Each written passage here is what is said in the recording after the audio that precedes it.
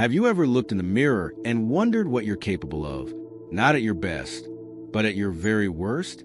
Most people believe that evil is something outside of us, that it wears a face, that it's in the monsters, the criminals, the distant villains of history.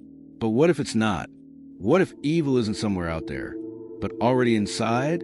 Carl Jung, one of the most influential psychologists of the 20th century, didn't ask whether we have a dark side. He knew we did.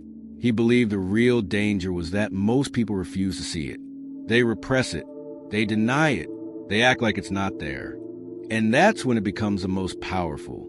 We like to think of ourselves as good, kind, decent. But Jung proposed that every person carries within them a shadow, a part of the self that holds everything we reject, deny, or hide. Not just rage or cruelty, but envy, lust, manipulation, sadism, cowardice. And the more we try to bury it, the more it shapes us. From the shadows, the shadow doesn't shout. It whispers. It lives in your sarcasm, in the joy you feel when someone else fails, in the fantasies you'd never admit to, in the moments you tell yourself, I would never do that, but secretly know you might. Jung believed that evil doesn't come from acknowledging the shadow, but from ignoring it, because what we refuse to face in ourselves gets projected onto the world.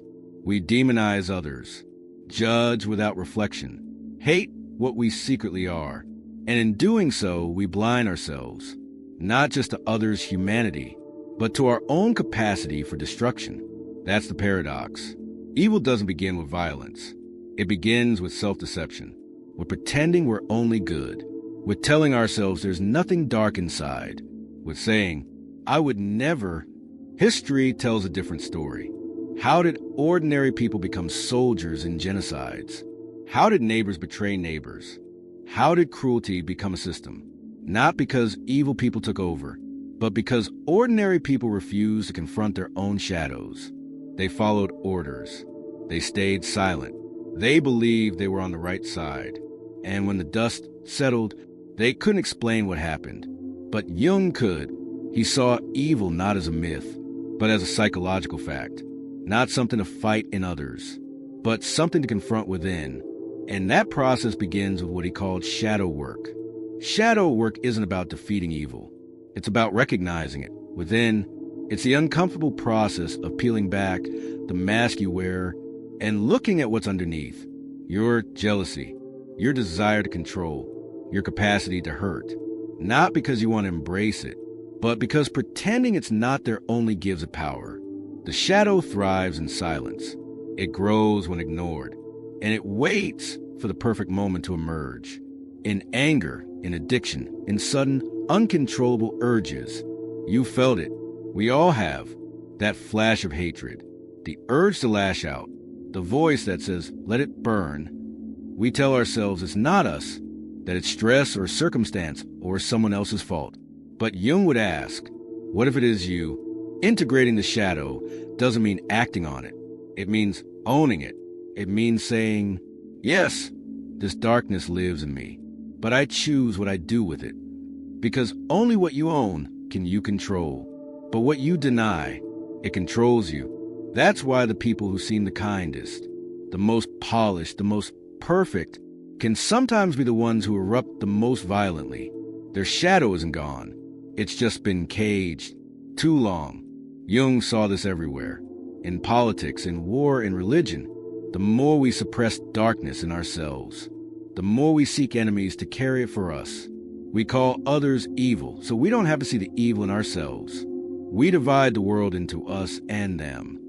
We burn witches, exile outsiders, cancel dissent, because it's easier to destroy a symbol than to confront the shadow behind our own eyes. That's why true morality isn't built on purity, but on awareness, on knowing what you're capable of, and choosing not to act on it. The most dangerous people are the ones who believe they could never do wrong. But the safest people, they're the ones who've met their shadow and learn how to live with it. Jung didn't think this was easy. He called it the most difficult path a human can walk, to look inside and see both the light and the darkness. But that's what makes you whole. Not perfection, but integration. Because the truth is, The shadow isn't just evil. It's everything hidden. And in those depths, there's not just pain, but power. The shadow isn't just violence and chaos. It's also your strength, your assertiveness, your passion, your creative fire. Many people suppress their darkness so deeply that they also lose their vitality. They become flat, passive, disconnected. They try to be good by being obedient, agreeable, pleasing. But underneath that mask, something begins to rot. Their truth. Because shadow isn't just a part of you that wants to destroy. It's also the part of you that wants to feel alive, to speak honestly, to say no, to break free. Jung believed that the path to becoming fully human meant embracing the contradictions inside you. You are not one thing. You are many. You are love. You are rage. You are light. You are darkness.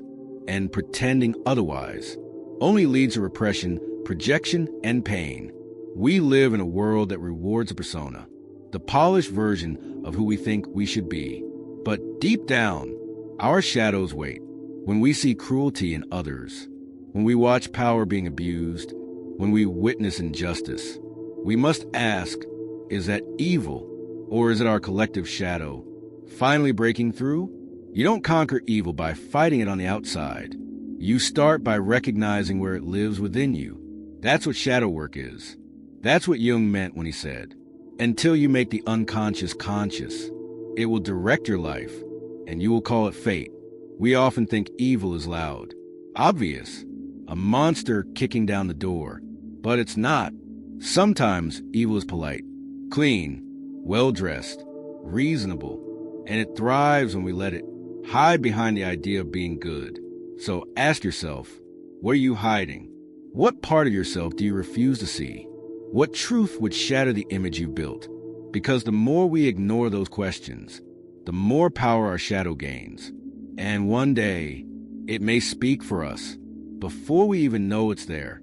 You want to be free? Don't chase perfection. Don't pretend to be pure. Instead, learn to walk with your shadow. Learn to face the darkness without becoming it. To hold your rage without unleashing it. To look at your fear without running from it. That's not weakness. That's mastery. You are not evil, but you contain it. And in that truth lies your responsibility and your power.